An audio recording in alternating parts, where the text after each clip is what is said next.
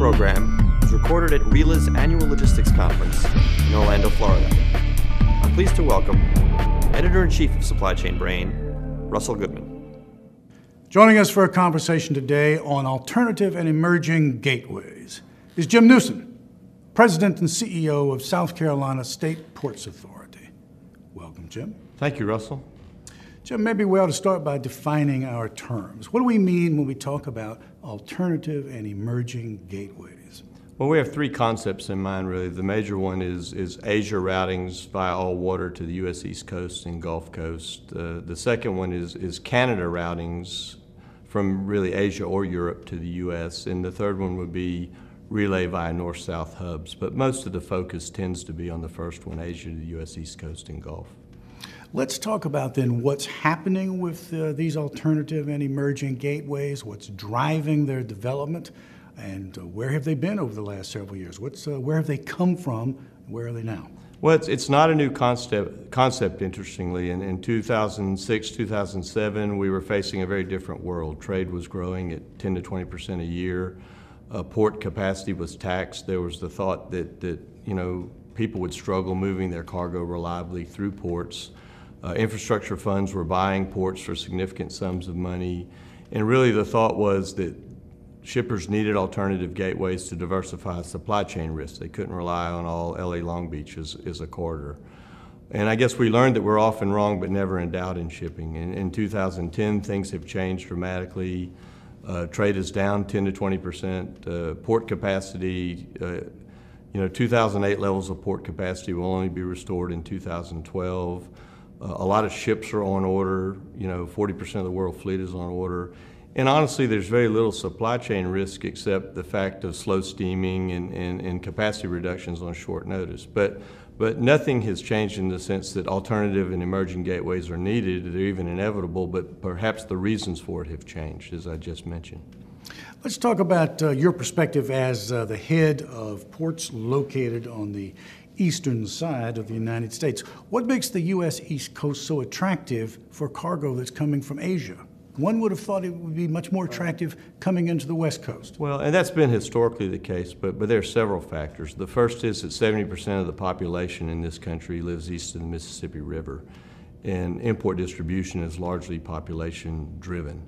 So that's one important factor. The second is the lines have really built too much capacity, so they need to incur more fixed costs, use their fixed assets, and incur less variable costs, which are intermodal costs. For a North American shipping line, which I ran before, the largest cost factor by far is intermodal costs. So by coming to the East Coast all water, they can lower their intermodal costs. And the third factor is that ships are getting a lot bigger. There are 72% of the world container ship fleet on order is post-Panamax or bigger. And the Panama Canal is being expanded in 2014, so this gives an opportunity to use that expanded waterway and bring the ships to the East Coast to lower the overall costs. The outstanding question is, what are the service implications really for the customers in doing so? Well, let's talk about the role of the post-Panamax ships that are on order that you just mentioned. Well, I mean, there are a lot of them. They were all purpose-built mainly for the Asia-Europe trade. The Asia-Europe trade was growing very fast. The Europeans offshored their manufacturing later but more rapidly than we did in the U.S.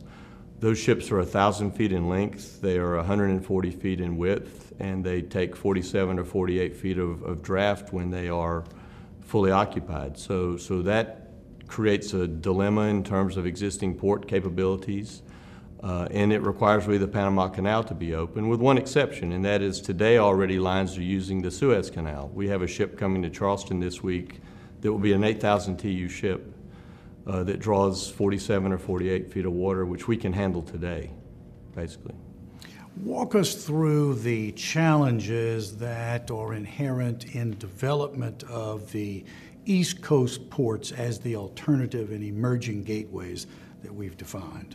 Well, I think there are a few major challenges. One is that the East Coast harbors tend to be naturally silting harbors, so they need maintenance to have a proper depth.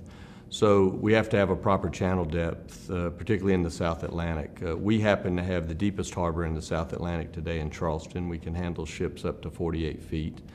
Other ports that want to handle post-Panamax-sized ships will have to have the same. So that's one aspect of it. And the other aspect is simply the intermodal connections required to handle the increased volume. Cargo has to go efficiently beyond the port, and the last mile of intermodal connectivity is key, both in terms of truck and rail. Now, I know there's an awful lot of distribution center development on the East Coast, a lot of it around Charleston. What's that all about? What's driving that? Well, I think it's driven by the fact that distribution is getting closer to where the population is, and it's also getting closer to where the cargo enters the country. So in 10 years' time, we've dramatically offshored manufacturing. Yet most of the distribution centers still maintain a domestic footprint. They're based on domestic manufacturing. So there's a big trend now to the building of second-generation distribution centers, which are import-focused. That means they're closer to the port and they're closer to where the people live, basically. Is there a particular type of company, though, that's involved in the development of DCs? Yeah, it's mainly a retailer that offshores a lot of their manufacturing. Most recently in Charleston, a company called TBC Corporation, which is also known as Tire Kingdom, just relocated a 1.1 million square foot distribution center near Charleston. So it has the attributes that I mentioned. It's near the port and it's near efficient distribution. And we think we're really in the first inning of this type of distribution center location, and there are many, many more of these to come. Well, it's interesting, Jim. Let's see how it develops. Thank you for being with us today. Thank you, Russell. Appreciate it.